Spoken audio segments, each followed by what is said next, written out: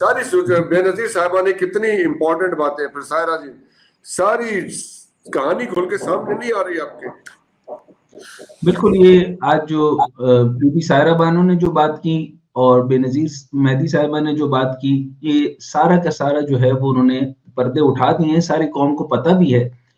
PTI की मौजूदा क़यादत और ये सब लोग ये बिल्कुल इस अहल नहीं है। अच्छा, अब रही बात खान साहब और अवाम, मैं बार-बार ये कह रहा हूँ खान साहब और अवाम।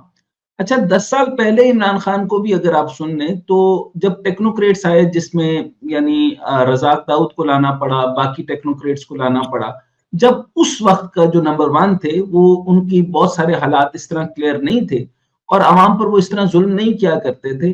सो मैं भी उस वक्त उस गुनाह में शामिल हूँ, अगर वो गुनाह था। यानी मैं ये कहता था कि a man before the right general, और अभी भी मैं कह रहा हूँ आई am waiting for the right general.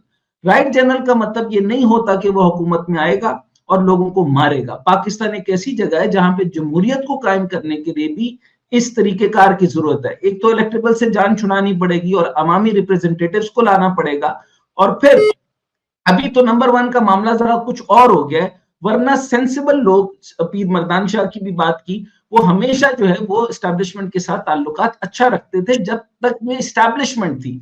लेकिन जब ये मिटैब्लिशमेंट बन गई, जिस वक्त नंबर 1 ने और डीजीसी ने और डीजीआईएसआई ने अपने ही लोगों को मारना शुरू कर दिया, उठाना शुरू कर दिया, तो ना मैं साथ हूं और ना ही कोई और साथ हो सकता है। सो पॉइंट ये है कि मैं टेक्नोक्रेट्स की जब बात करता हूं और उन पार्टीज को जिसके अंदर अवामी पजीराई ऑफ कोर्स लोगों को नहीं मिल सकती, क्योंकि धन धौंस धांधली है, यहाँ पर इलेक्शन डे के ऊपर पैसे चलते हैं और यहाँ पर सेनेट बिकता है। ये सारे निजाम के बावजूद अब मुझे बताएं, खान साहब ने एक और चेहरा देख लिया, जो नए खंबे खड़े करके देखे, वो भी जमीर फरोश निकले और वो भी फ्लोर क्रॉसिंग कर रहे हैं। अच्छा, एक और गड़ा जो अब खोद दिया अदलिया ने, ये 26वीं आईनी तरमीम की शक्ल के अंदर, और जजेस की तनख्वाहें, जो चीफ जस्टिस की तनख्वाह अब कितने 13 लाख से ज्यादा की पहुंच गई, 14 लाख से ऊपर की पहुंच गई। इस तरीके से लाखों रुपए की जो, अच्छा, ना इंसाफी करने के लिए हमने इनको तनख्वाहें बढ़ा रहे हैं, ना इंसाफी करने के लिए पैसे ले रहे हैं, और ना इंसाफी के लिए जजेस बढ़ रहे हैं, और एक केस कम नहीं होगा। इसी तरीके से जो है वो हमारी हिफाजत के लिए नहीं, हम अपने मार खाने के लिए जो है वो अब जो है वो मजीद फंड देंगे। ऑफ कोर्स हम उनसे मार खाएंगे, लेकिन प्रॉब्लम ये है कि इससे पहले जो मैं कह रहा हूं, I am waiting for the right general. अल्लाह करे पाकिस्तान को कोई सही जनरल मिले, क्योंकि पाकिस्तान की डेमोक्रेसी में जान नहीं है। अब आपको मेरी बात समझ आ गई होगी कि उसके बाद, यानी नवाज शरीफ तो national security threat, Asif Zardari, Bilawal Bhutto, ये करप्ट तरीन हुक्मरानों के 2 चेहरे हैं, इसके अलावा और कुछ नहीं हो सकता। इसके अलावा आप so and so fourth cross the board चले जाएं, सो इसका मतलब, और बिलावल भुट्टो जरदारी वो जो 26 आईनी तरमीम जो है वो जमहूरियत का गढ़ा करके उसने दबा दिया और दफना के रख दिया, इसके बाद उसकी तो सियासत खत्म। अब इमरान खान जब भी आएंगे, वो जब जैसे हुकूमत, अब उनको देख रहे हैं कि कौन लोगों को लेकर आएंगे, वही फवाद चौधरी, वही अली सैदी, या ये नए जो लोग हैं उनको उठा के लाएंगे।